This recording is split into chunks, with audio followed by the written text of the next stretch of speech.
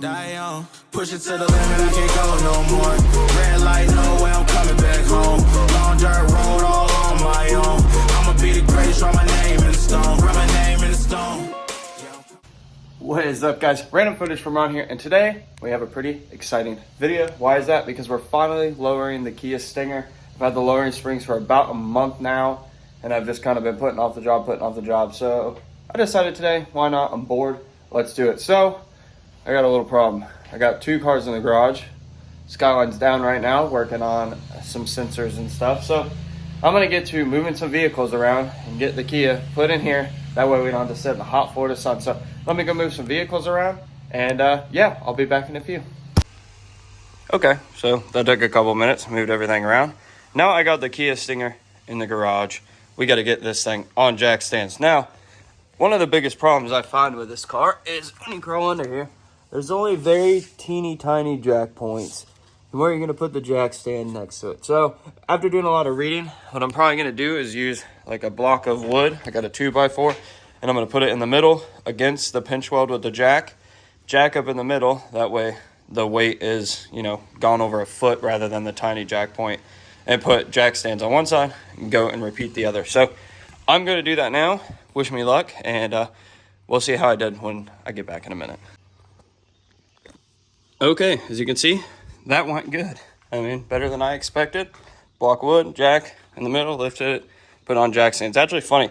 You really have to like put this up like higher, a couple clips up on the jack stand, or the wheels sag all the way down and touch the ground again. As you can see, that's 2 clicks up and the wheel is barely off the ground, but it's off enough for us to do what we need to do. So I'm going to go ahead and get all 4 wheels removed, making this thing look like a hovercraft. And then I'm going to start following the instructions because this is my first time doing it too. So I'll be back in a few when the wheels are all off.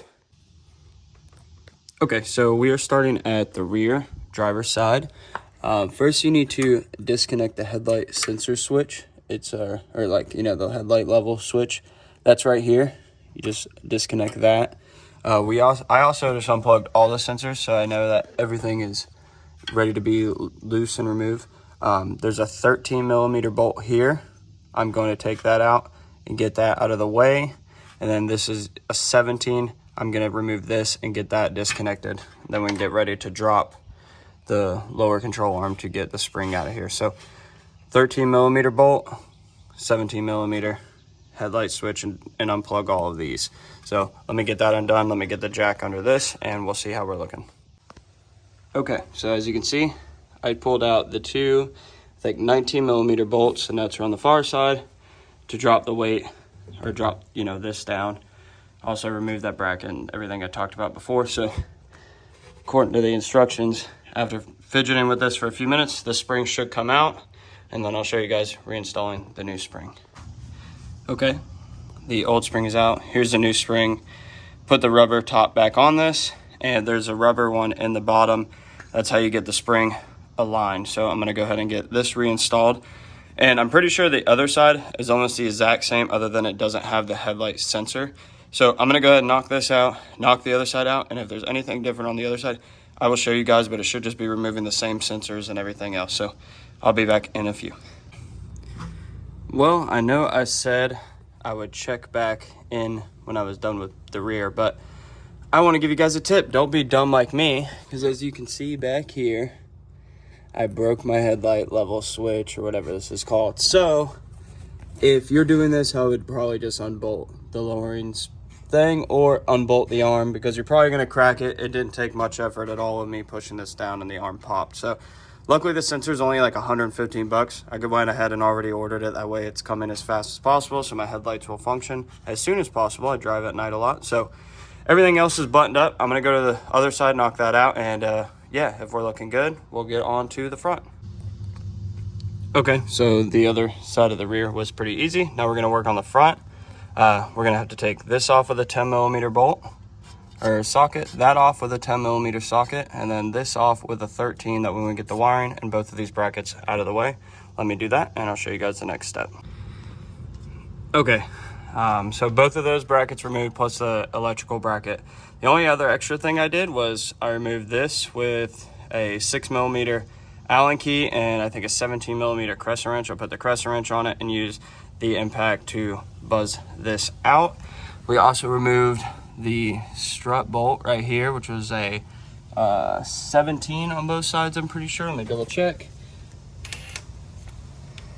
Yeah, 17 on both sides. So the last thing we're gonna do is remove this, I'm pretty sure, let me double check, I'll be right back. And the last thing we're gonna do is remove this. So I'm gonna get this key out and get this nut off. I'll be right back. Okay, so we got that nut removed and I have now installed the spring compressors onto this just because of how tight it is. And I undid the 3 14mm bolts up top. So now I'm gonna get my brother to help me. I've worked this out a little bit, but obviously I can't stand on it and control this at the same time. It's kind of holding it up. So I'm gonna get my brother to help me and get this strut out and show you guys what to do next. Okay, let me tell you, getting this out is a pain in the butt. You really have to work the spring compressors to compress it down enough. And it's like the second you have it, this whole assembly like basically falls out.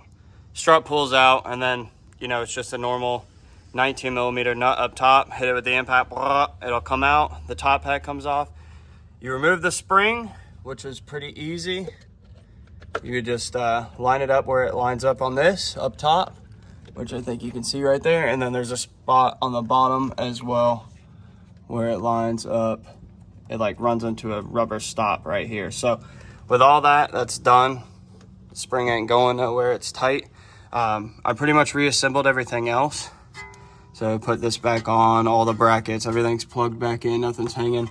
Another tip, if this isn't wanting to press all the way back in for you, I sprayed it with WD-40, worked this back and forth by hand, and then used a jack on the bottom, and then it just punk, popped back on. So that's done as well, got that tightened up. So I'm gonna go ahead and take a few minute break. Also, I'm gonna probably clean some of this stuff up, and I gotta do the other side. If anything is different on the other side, I'll let you know, but it should be the same. It should be undoing the things I showed you, compressing the spring, pulling it out, putting this back in. Also, you don't have to use the spring compressors when you put this in. These fit in nicely. So I'll check back in with a little bit, and hopefully we'll be putting the wheels on and putting this thing on the ground. See you guys in a bit.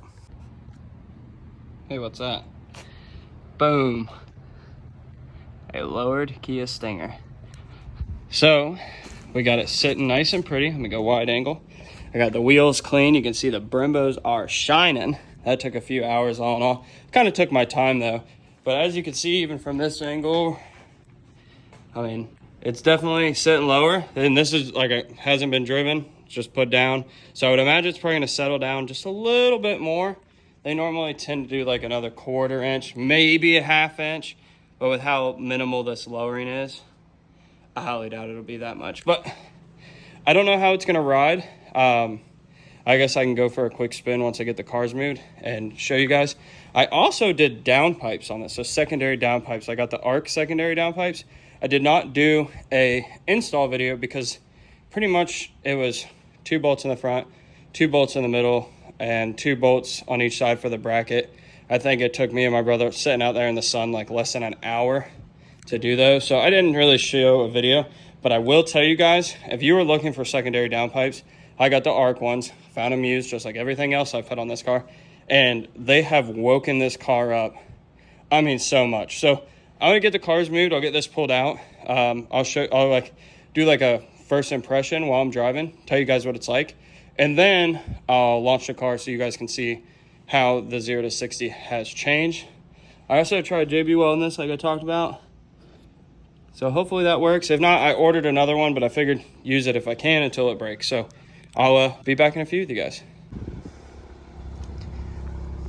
Man, this thing looks good. So got all the cars moved.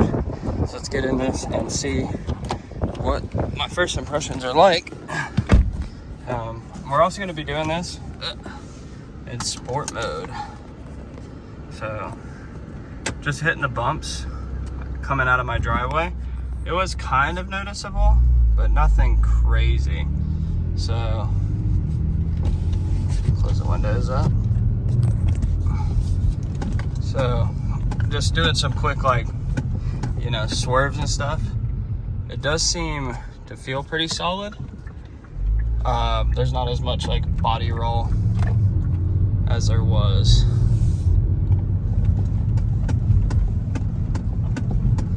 So I noticed like a weird like clicking sound coming from this front left. I don't know if it needs to settle or not. Some of the other noises you might be hearing are just stuff in my nose. There's definitely a noise in the front left, which makes me kind of concerned. I'll definitely check it out, but it feels okay. So let's wait until the traffic is gone and we'll do launch control. So give me a second.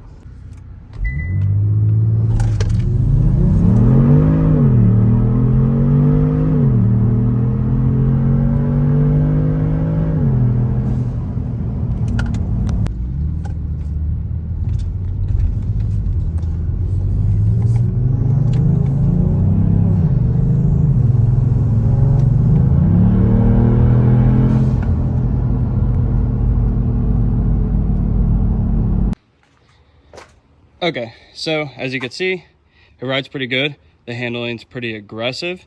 I got back and figured out the noise pretty quick. This nut just needed to be tightened down just a little bit, so I figured that out, got it done. Now it doesn't make any weird knocking noises. You could tell that it needs an alignment. When you hard brake, it does pull like a little offside. We did pull the whole suspension apart, so that is to be, you know, what it is to be. Make sure you get an alignment after. I'm gonna also link instructions in below from what I followed. They're not perfect, but they helped me get it done. With this video and those, you should be able to easily get it done. And as you heard from the in-car footage, the downpipes made an okay difference in sound. It didn't really change much. I was hoping for a little bit more, but with the performance, I mean, you really can't complain. It just seems like the boost comes in quicker. It's more responsive. It may be a placebo. Who cares? I like it. So yeah, I hope you enjoyed this video. If you want to see more content, let me know down below. I don't know what else I could really do to the Kia before I'm getting too crazy or too expensive, but it's been really fun. Skyline's been pretty good. Drove it around, drove it to Orlando, which is about an hour-and-a-half drive. Throttle positioning sensor went out. You know, whatever, we're piecing stuff together. That's normally how it goes. Gonna get that. Miata's a Miata.